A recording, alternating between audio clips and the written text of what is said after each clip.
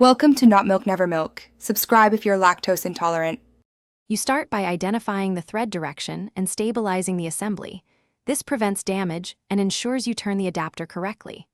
Once identified, apply penetrating oil to the joint and let it soak for 5–10 minutes so corrosion breaks down. Make sure you protect visible surfaces with cloth or soft jaw to avoid marring finishes. Then position an adjustable wrench on the flats and get a firm grip. Slight rocking motions help seat the tool. If it feels frozen, do not force hard. Prepare to use heat or a vise next. Once the oil has worked, you apply controlled torque with the wrench and pull counterclockwise. Steady, short pulls reduce slipping and prevent rounding. If it remains stuck, apply gentle heat around the adapter, about 100–120 degrees, to expand metal slightly and break the bond, but make sure nearby components tolerate heat.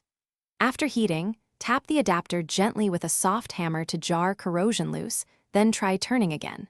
If you have a vise, clamp the mating part and turn the adapter.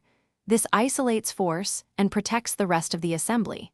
You finish by backing the adapter out fully and then cleaning both threads with a wire brush and solvent. This removes debris and prepares surfaces for reassembly. Once clean, apply a thin film of anti-seize to prevent future seizing and inspect threads for nicks or deformation. Replace the adapter if damaged. If removal fails, try a longer lever for more torque or a dedicated extractor.